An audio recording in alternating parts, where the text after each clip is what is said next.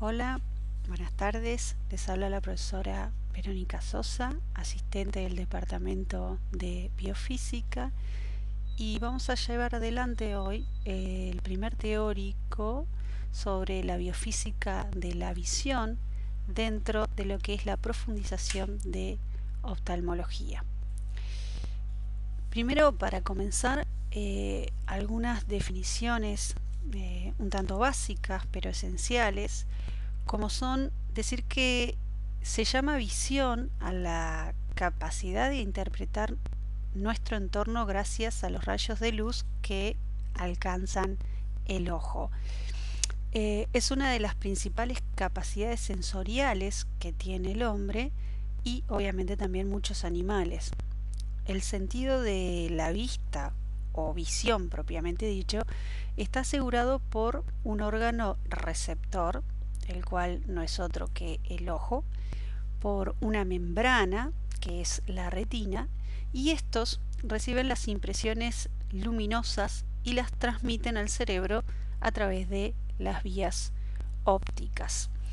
Cuando la luz penetra en el ojo, pasa a través de la córnea, la pupila y el cristalino y llega por último a la retina, donde la energía electromagnética de la luz se va a convertir en impulsos nerviosos que pueden ser utilizados por el cerebro, y estos impulsos abandonan el ojo a través del nervio óptico. Por lo tanto, entonces, la visión es aquel sentido que nos confiere la habilidad de detectar la luz y de poder interpretarla. El sentido de la vista permite que el cerebro perciba tanto las formas como los colores y el movimiento. Y la constitución del ojo lo capacita para poder captar y transmitir ondas electromagnéticas, las cuales están situadas entre lo que son los UV, o sea, la radiación visible, y los infrarrojos. A lo largo de la historia, obviamente hubieron varios intentos de definir cómo se producía este sentido, cómo se daba este sentido de la visión. Y por allá por el siglo XVII aparece lo que es la teoría de Newton, la cual formula la primera hipótesis seria sobre lo que es la naturaleza de la luz. La teoría de Newton se fundamenta en 3 puntos. Es lo que se conoce como la teoría corpuscular. Estos 3 puntos se basan en admitir o aceptar la propagación rectilínea, o sea que la luz se propaga en línea recta porque los corpúsculos que la forman se mueven a gran velocidad. Esto es lo que dice la teoría corpuscular. Acepta como base la reflexión, o sea que Newton explicaba el fenómeno de la reflexión diciendo que las partículas luminosas son o eran perfectamente elásticas y por tanto la reflexión cumplía las leyes del choque elástico.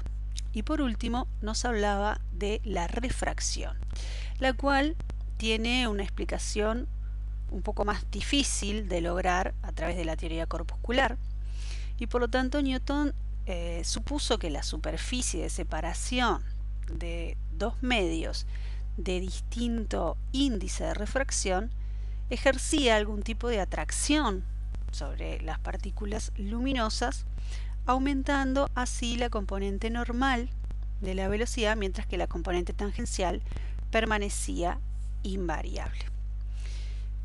Más adelante, en el ámbito de la física, obviamente, aparece lo que es la teoría electromagnética.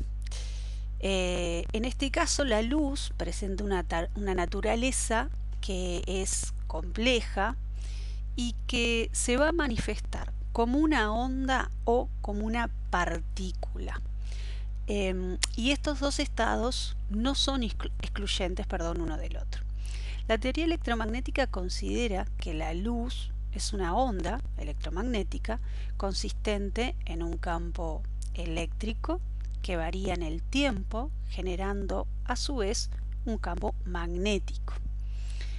Estas ondas electromagnéticas son de tipo sinusoidales, con los campos eléctrico y magnético perpendiculares uno con respecto al otro y también perpendiculares con respecto a la dirección de propagación. Y por lo tanto, para poder describir una onda electromagnética, se pueden utilizar ciertos parámetros como son, por ejemplo, la amplitud, que representa la longitud máxima respecto a la posición de equilibrio que alcanza la onda en su desplazamiento. O sea que la amplitud sería entonces esto que estamos señalando aquí, ¿sí? La longitud máxima respecto a la posición de equilibrio que alcanza la onda en su desplazamiento. También podemos definir lo que es el período. El período es el tiempo necesario para el paso de dos máximos o de dos mínimos sucesivos por un punto fijo en el espacio, ¿sí? O sea que a medida que esta onda electromagnética se va propagando, lo que podemos definir es el tiempo que tarda en pasar por un tiempo dado dos puntos sucesivos, ¿sí? O sea, dos puntos que representen el mismo lugar, digamos, en la onda, sucesivos, en ciclos sucesivos, ¿sí? El tiempo que transcurre es a lo que llamamos periodo. También podemos hablar de la frecuencia, y la frecuencia es el número de oscilaciones del campo por unidad de tiempo. O sea, una manera más simple de verlo, es decir, en un punto fijo voy a observar, ¿sí?, qué cantidad de ciclos transcurren o pasan por ese punto en una unidad de tiempo dada. Otro parámetro para tomar en cuenta es la longitud de onda, que es la distancia lineal entre dos puntos equivalentes de ondas sucesivas. Por ejemplo, la distancia entre dos máximos en dos ciclos sucesivos. Y también podemos hablar de lo que es la velocidad de propagación. En este caso es la distancia que recorre la onda en una unidad de tiempo. O sea que tenemos por un lado que la velocidad de propagación de la luz en el vacío es lo que se conoce como, o se representa, mejor dicho, con la letra C, ¿sí? Es la velocidad de la luz en el vacío, la máxima velocidad a la cual puede desplazarse algo en el universo. La velocidad, la frecuencia, el período y la longitud de onda se pueden relacionar a través de estas ecuaciones. O sea que la velocidad a la cual se va a propagar esa onda electromagnética va a ser igual a su longitud de onda multiplicado por su frecuencia de onda, lo que es igual a decir que va a ser el cociente entre la longitud de onda y el período. El espectro visible es la región del espectro electromagnético que el ojo humano es capaz de percibir.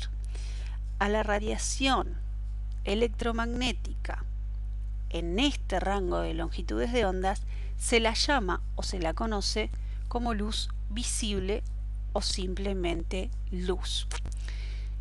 Y no hay límites totalmente exactos en el espectro visible, pero un ojo humano típico responderá aproximadamente a longitudes de onda que van entre los 400 y los 700 nanómetros. De acuerdo con, perdón, me pasé una diapo, ahí teníamos que estar.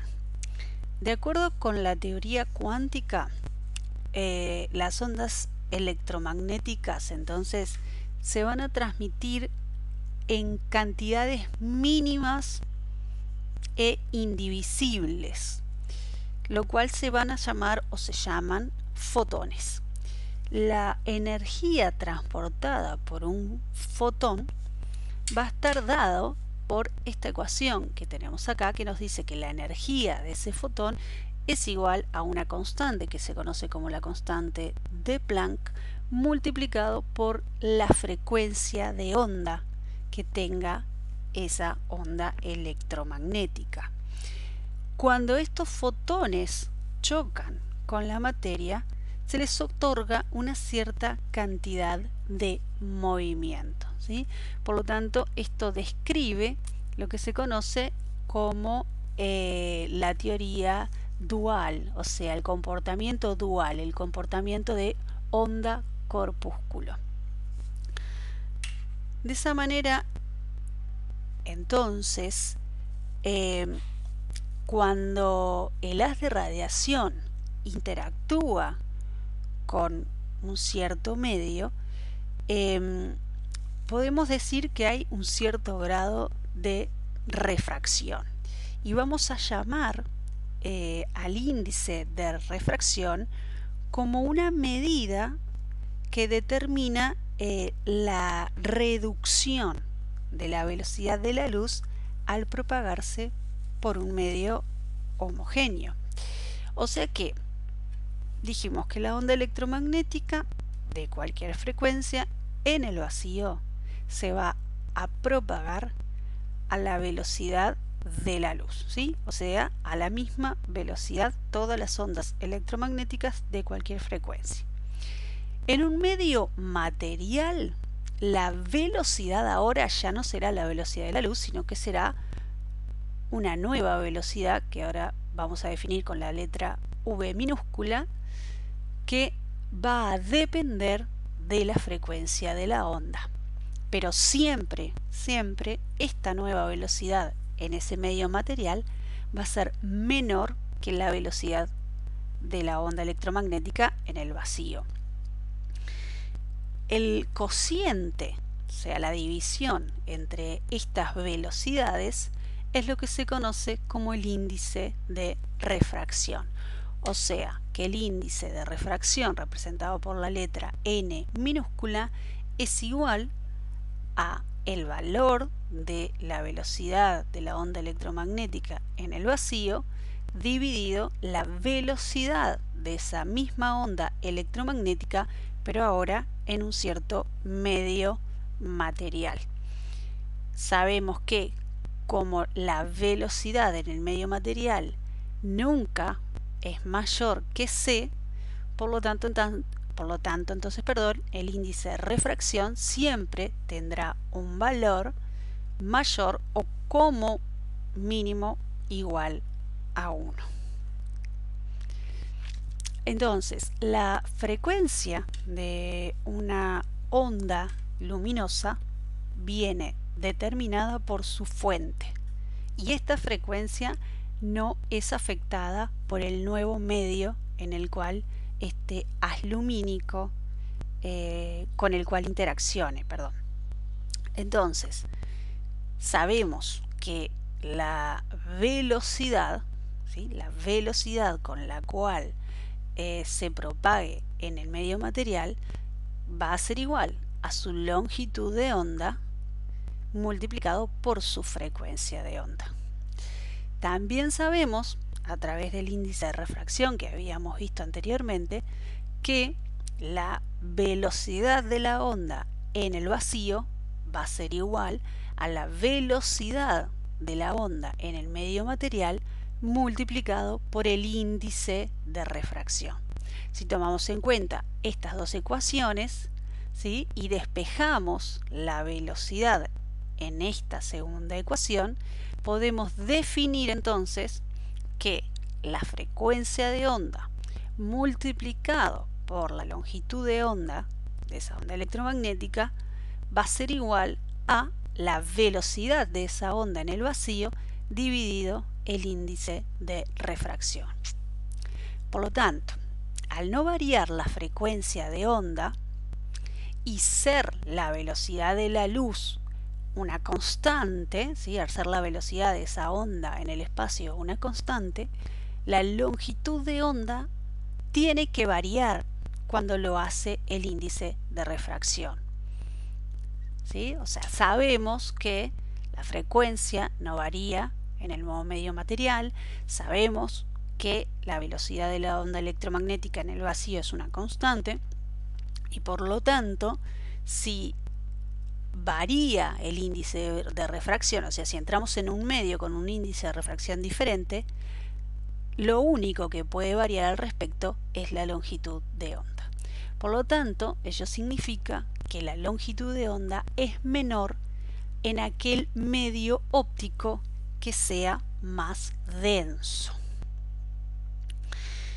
La reflexión de la luz ocurre cuando los rayos de luz que inciden en una superficie chocan contra ella y se desvían y regresan al medio del cual salieron, ¿sí? O sea que tenemos un rayo incidente que choca, ¿sí?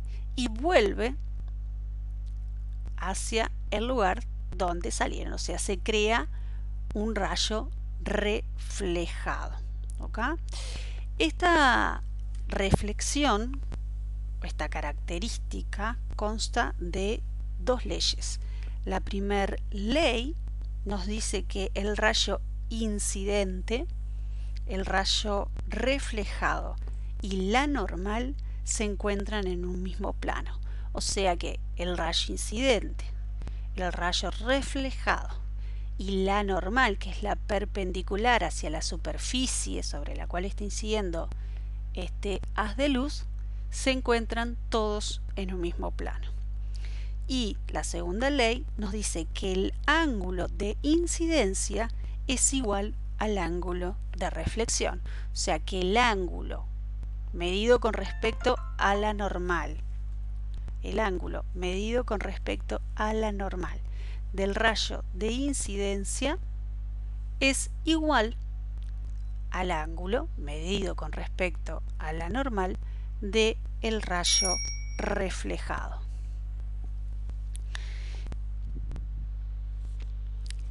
Cuando la luz pasa de un medio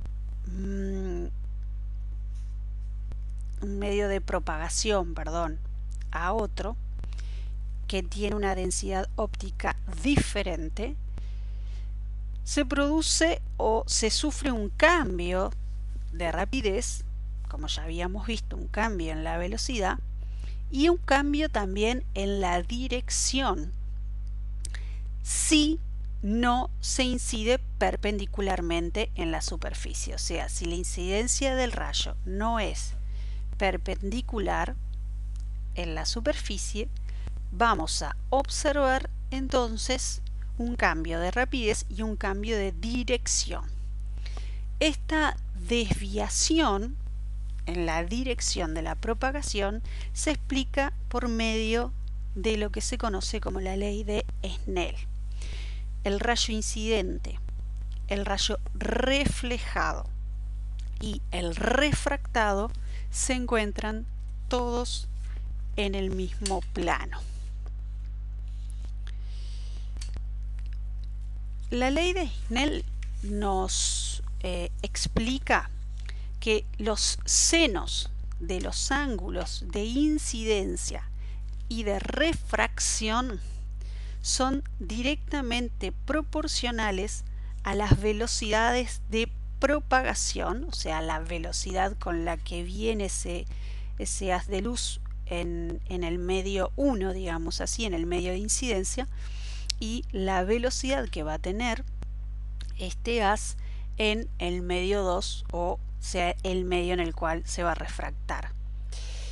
Debemos recordar que el índice de refracción y la velocidad son inversamente proporcionales, ¿sí? Hay que recordar que la velocidad en el nuevo medio va a ser igual a la velocidad en el vacío dividido el índice de refracción.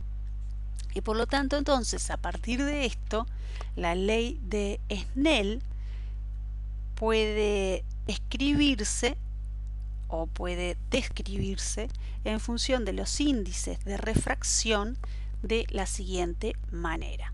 El índice de refracción del medio incidente, o de lo que el medio en el cual viene viajando ese haz lumínico, multiplicado por el seno del ángulo de incidencia, va a ser igual a el índice de refracción del medio 2, el medio donde se refracta, multiplicado por el seno del ángulo de refracción. Y como decíamos, ambos rayos, tanto el incidente como el refractado o transmitido, se hallan en el mismo plano. Ahora vamos a comenzar un poquito a hablar sobre lo que es la óptica geométrica. En este caso, la óptica geométrica parte de ciertas leyes que son conocidas como leyes fenomenológicas de Snell, que implican a la reflexión y a la refracción. Para hacer geometría o óptica geométrica, basta hacer geometría con los rayos luminosos para la obtención de las leyes que gobiernan los instrumentos ópticos que estamos acostumbrados a ver. En óptica geométrica se denomina un sistema óptico a un conjunto de superficies que separan medios con distintos índices de refracción. Por lo tanto, puede contener una combinación de lentes, espejos, prismas, filtros, redes de difracción o cualquier otro tipo de elementos ópticos. Y estas superficies pueden ser de tipo refractante o pueden ser tipo espejos. Entonces, aquellas superficies en las cuales la luz se refleja totalmente o casi 100% son los espejos, y aquellas en las cuales se refractan son los dioptrios. Entonces, los sistemas ópticos pueden clasificarse de tres maneras. Podemos clasificarlos en dióptricos si estos sistemas ópticos están formados solo por superficies refractantes. Pueden clasificarse como catóptricos si estos sistemas ópticos están formados solo por superficies reflejantes, o sea, solo por espejos. Y pueden clasificarse como catadióptricos si están formados ya sea por unos o por otros, o sea, que poseen tanto superficies refractantes como reflejantes. Entonces, el dioptrio es un sistema óptico que está formado por una superficie en la cual se refracta la luz y que separa dos medios transparentes que a su vez son homogéneos y de distinto índice de refracción. Según la forma geométrica de la superficie, el dioptrio puede ser de tipo esférico o plano. El estudio del dioptrio esférico tiene una especial importancia dentro de lo que es la óptica geométrica, y esto se debe a que en los espejos y en las lentes la luz se comporta siguiendo leyes similares a la de un dioptrio esférico. Por lo tanto, entonces, vamos a comenzar a hablar de algunas de estas superficies que son capaces de refractar la luz, y nos vamos a centrar en lo que son las lentes. Para ser estrictos, una lente óptica es cualquier entidad capaz de desviar los rayos de luz. Las lentes, según la forma que adopten, pueden ser clasificadas de tipo convergente o de tipo divergente. Las lentes convergentes, o también llamadas positivas,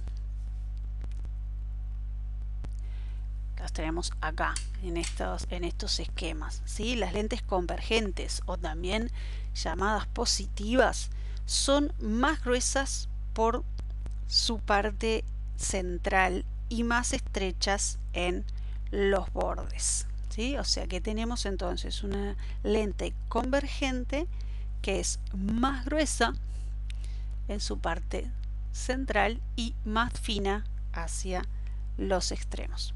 Por otro lado, las lentes divergentes, o también llamadas negativas, son más gruesas por los bordes y presentan una estrechez, o son más estrechas, más finas, hacia el centro. En este caso tenemos una lente divergente más estrecha hacia el centro y más anchas hacia los extremos. Dentro de lo que son las lentes convergentes, las podemos clasificar en biconvexas, plano convexas o también menisco convergentes, ¿sí? Dentro de las divergentes también encontramos lo que son las bicóncavas, en este caso, plano cóncavas y menisco divergente.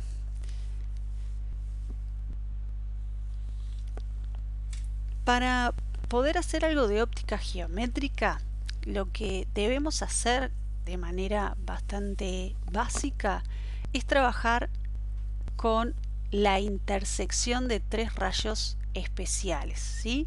Que van a determinar la posición de la imagen de un punto y de un objeto, ¿ok? O sea, vamos a elegir, por ejemplo, en este caso tenemos un objeto representado por la flecha y vamos a proyectar el punto que es el final, digamos, de la flecha. Este es el objeto, ¿sí? Y el objeto va, digamos, a ser transportado, el punto este del objeto va a ser transportado hacia el espacio imagen, ¿sí? Tenemos el espacio objeto, que es donde se encuentra el objeto real, y va a ser trasladado o transportado hacia el espacio imagen. ¿De qué manera se realiza eso?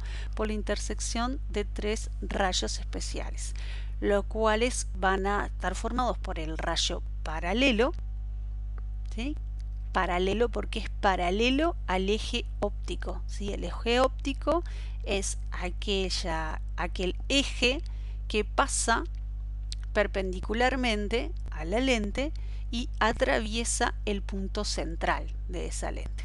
Entonces el rayo paralelo, al llegar de forma perpendicular hacia la lente y paralelo al eje óptico, se va a refractar cruzando el eje óptico.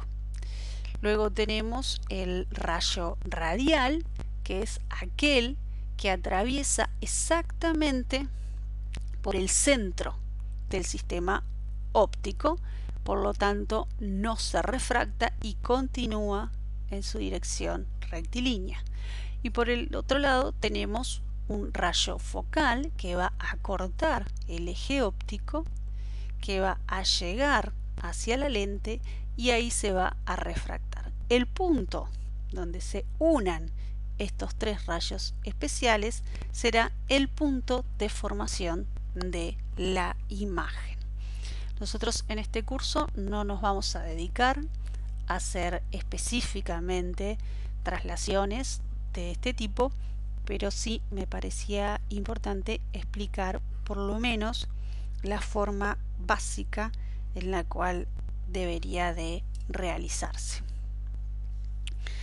La lente convergente, volviendo a lo que son los tipos de lentes, se denomina de esta manera debido a que lo que hace es unir, o sea, hace converger en un punto determinado, al cual se le va a llamar foco de la imagen, todo haz de rayos paralelos al eje principal que pase por ellas. O sea, todos aquellos rayos incidentes que sean paralelos al eje principal van a ser refractados por la lente y van a converger, ¿sí? Van a llegar, digamos así, a cortar todos en un mismo punto, al cual vamos a llamar foco de imagen.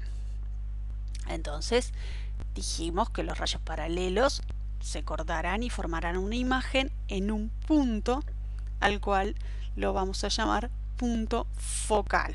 Ese punto focal se encuentra más allá de la lente.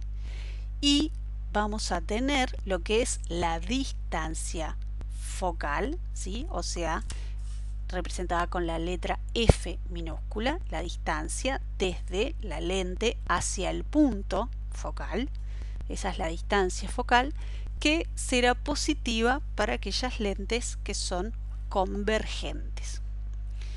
Y las lentes divergentes se llaman así porque lo que hacen es divergir, o sea, separar, digamos así, abrir todo haz de rayos paralelos al eje principal que pase por ellas. Sus prolongaciones van a converger, pero en un punto imagen que se va a encontrar a la izquierda, ¿sí? O sea, al contrario de lo que ocurre con las lentes convergentes. Y el foco imagen, en este caso, se va a encontrar a la derecha. O sea que una lente divergente hará que los rayos luminosos se separen, ¿sí? Los rayos llegan a la lente paralelos al eje principal, pero aquí van a separarse, van a diverger. Y la continuidad de esos rayos que divergen parecerá que se unen, que convergen en un punto que en este caso, ese punto focal, se encuentra delante de la lente, ¿sí? Y en este caso la distancia focal, será negativa entonces. Bien, por lo tanto entonces el efecto de las lentes viene determinado por su distancia focal. Esta distancia focal va a depender del índice de refracción del material de la lente y de su forma, o sea, es decir, de los radios de curvatura de las superficies que tenga esa lente. Las superficies de las lentes, como habíamos dicho, podían ser de tipo convexas, cóncavas o también planas. Existen algunos convenios para trabajar dentro de lo que es la óptica geométrica que dice que aquellas lentes convexas poseen radio de curvaturas positivos, aquellas lentes con superficies cóncavas poseen radios de curvatura negativo y aquellas lentes de tipo planos, con superficies planas, poseen radios de curvatura infinitos. Otro tema importante o concepto, mejor dicho, importante a tener en cuenta es la potencia dióptrica, ¿sí? O sea, la potencia refractiva de una lente.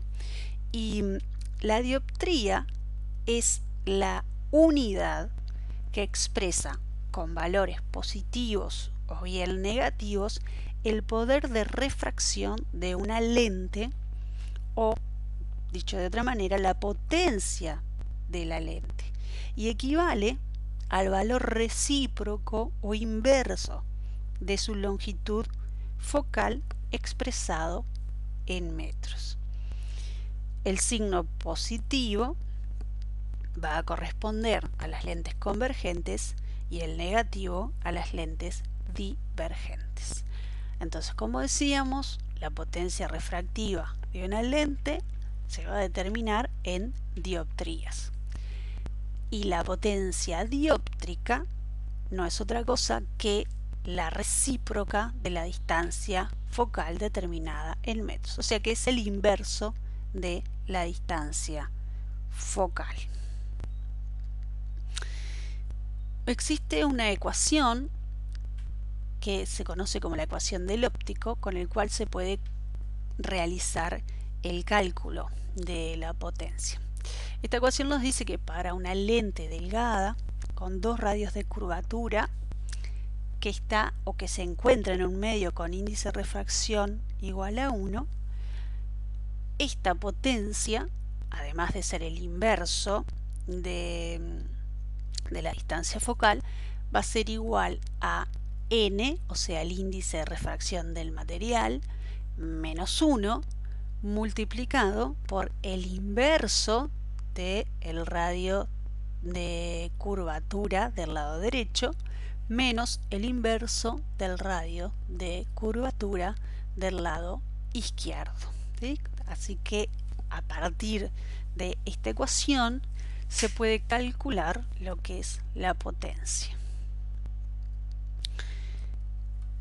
Cuando la lente no está siendo utilizada en el aire, o también puede ser en el vacío, pero específicamente en el aire, entonces el símbolo n va a tener que interpretarse como la relación entre el índice de refracción del lente dividido el índice de refracción del medio en el cual se encuentra. Por ejemplo, cuando estamos sumergidos en el agua, el aumento de la distancia focal de una lente al utilizarla en el agua explica por qué vemos tan mal en el agua. Porque ¿qué ocurre? La luz se va a desviar apreciablemente al entrar en el ojo a través de la córnea, pero se va a desviar muy poco cuando entre procedente del agua. El ojo va a formar una imagen que está desenfocada cuando esté en contacto con el agua. Bien, para lo que es la formación de imágenes, debemos de tomar en cuenta algunas simples definiciones, como que una imagen óptica es una figura que va a estar formada por el conjunto de puntos donde llegan los rayos que provienen de fuentes puntuales del objeto tras interaccionar con el sistema óptico. La imagen real será aquella que se forma o que se forme cuando, tras pasar por el sistema óptico, los rayos de luz sean convergentes y por lo tanto entonces se formará hacia la derecha, ¿sí?, de ese sistema óptico. La imagen virtual es aquella que se forma cuando, tras pasar por el sistema óptico, los rayos van a diverger. Para nuestro sentido de la vista, los rayos, en este caso, parecerán venir desde un punto por el que en realidad no han pasado realmente. Entonces, a partir de esto es que decimos que las imágenes pueden ser reales o virtuales. Y estos convenios son los mencionados, o sea, los convenios para poder definir esto son los mencionados anteriormente. Primero, la luz siempre va de izquierda a derecha. Segundo, los objetos reales se hallan a la izquierda de la lente y las imágenes reales a la derecha de la lente. Las imágenes virtuales se hallan a la izquierda de la lente y los objetos virtuales a su derecha. Bien, llegamos entonces al ojo como sistema óptico, ¿sí? El ojo está constituido por varias partes, pero en particular contiene una lente que es una lente de tipo convergente, que es el cristalino. ¿Sí? El cristalino ayuda en lo que es el ajuste de las imágenes. En el fondo del globo ocular se localiza la retina. Esta retina, esta membrana, funciona como si fuera una pantalla que es sensible a la luz. Y las sensaciones luminosas que recibe la retina son llevadas al cerebro a través del nervio óptico, como ya habíamos comentado adelante. Pero además del cristalino, el ojo consta de la córnea, que es el principal elemento para enfocar las imágenes. También consta de un iris, el cual nos ayuda a ajustar la sensibilidad, o sea, la cantidad de luz y la profundidad del foco, el cristalino que ya lo habíamos nombrado y obviamente la retina que también ya la habíamos nombrado. Aproximadamente el globo ocular es esférico, de unos 2,3 centímetros, tiene una cubierta exterior de una capa fibrosa que es casi o muy opaca, denominada esclerótica, y en el interior tiene una membrana oscura que se conoce como la coroides, que absorbe la luz que no interviene en la formación de las imágenes. Entonces, digamos que esto es un esquema muy resumido de estos componentes que hemos nombrado. Tenemos primera instancia, y con lo primero que va a interaccionar el haz lumínico, tenemos a la córnea con un índice de refracción de aproximadamente 1,376. Luego tenemos el medio acuoso entre la córnea y el cristalino con un medio de refracción de 1,336. Aquí viene el cristalino con un medio de refracción de 1,41. Luego volvemos a tener un espacio de medio acuoso con el mismo índice de refracción que el primero. Y por último tenemos la retina. Bien, volvemos entonces a lo que era la potencia dióptrica. Esta potencia dióptrica en el ojo humano puede variar, ¿sí? La potencia del ojo puede variar. Esta potencia puede ser mínima cuando lo que estamos intentando hacer es enfocar objetos que se encuentran en el infinito, o sea que se encuentran a distancias grandes. Y esta potencia será máxima cuando intentamos enfocar en un punto que es conocido como el punto próximo, o sea, el punto más cercano en el cual podemos enfocar un objeto. Esta variación de la potencia óptica es debida al cambio de la curvatura que puede presentar el cristalino mediante la acción de los músculos ciliares. Es así entonces que cuando el ojo se encuentra en reposo, en ese momento el cristalino no está acomodando, ¿sí? No se necesita la acomodación. Y en ese caso la potencia va a ser la adecuada para que sobre la retina se forme una imagen que está enfocada de aquellos objetos situados a grandes distancias. En un ojo normal relajado, la potencia óptica total es de aproximadamente 58 dioptrías.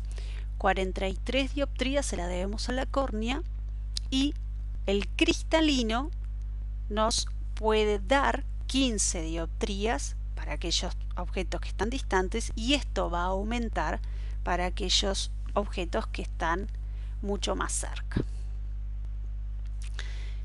Cuando el cristalino se tiene que acomodar al máximo, o sea, cuando tiene que llevar la potencia del ojo al máximo, se va a formar una imagen entonces enfocada en la retina de objetos que pueden estar aproximadamente a unos 25 centímetros. Esto sería en un adulto joven y normal. Y el ojo puede incrementar su potencia hasta 4 dioptrías, ¿sí? O sea que esa es la amplitud de acomodación que nos confiere el cristalino. Pasar de 58 dioptrías cuando el ojo está relajado a 62 cuando se da la potencia máxima. Por lo tanto, entonces, el ojo humano puede ver enfocadas imágenes de objetos que están situados entre un punto muy alejado, lo que llamamos punto remoto, y un punto cercano, al cual llamamos punto próximo.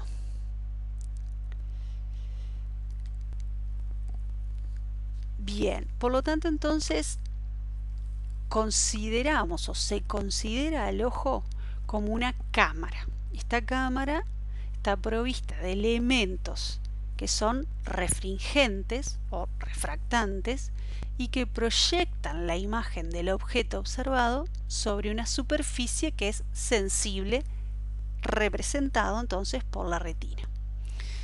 La retina, membrana nerviosa sobre la cual se va a formar la imagen del objeto que se observa. ¿De qué está formada?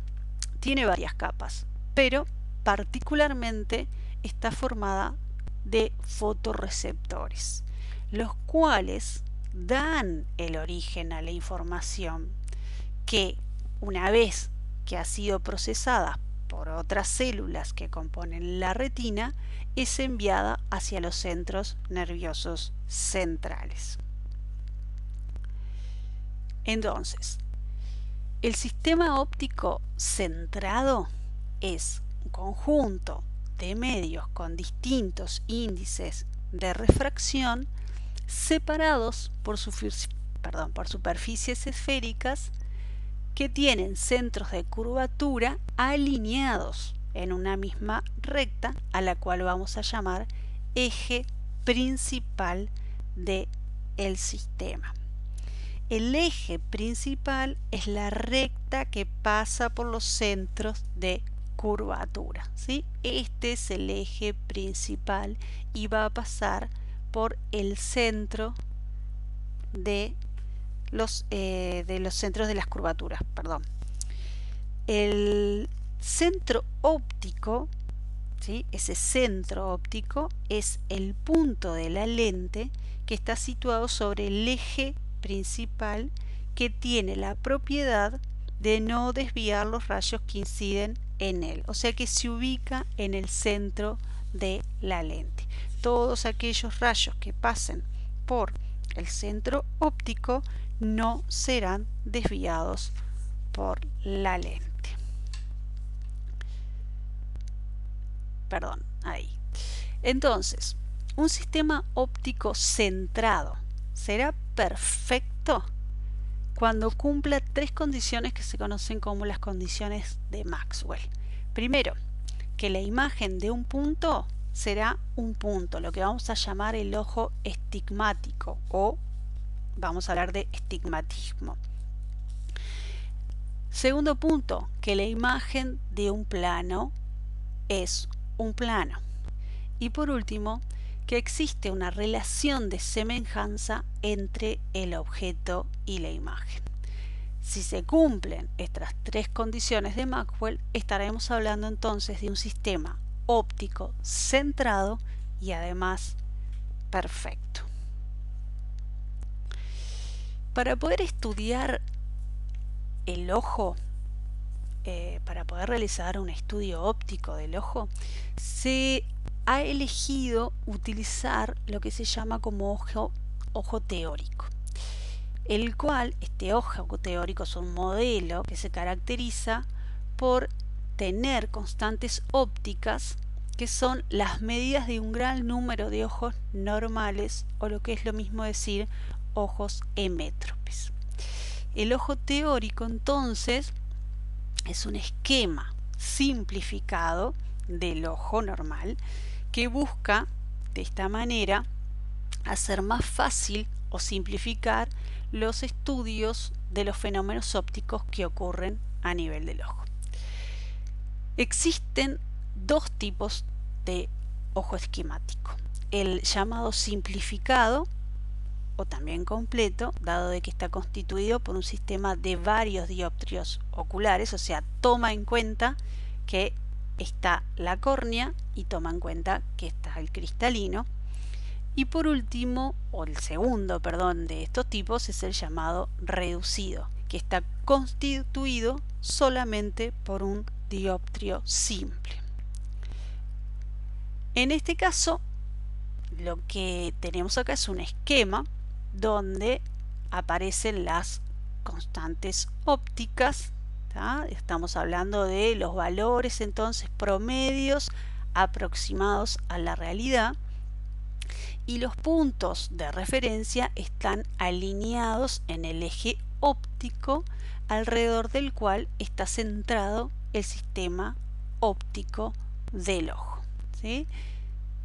Entonces, dentro de lo que es estos modelos de ojos teóricos, consideramos el simplificado como aquel que está constituido por un sistema de varios dioptrios, como son la córnea y el cristalino. Y también tenemos entonces, como decíamos, lo que es el ojo reducido, que en este caso estaría constituido por un solo dioptrio. O sea que uniría la acción de la córnea y del cristalino en uno solo.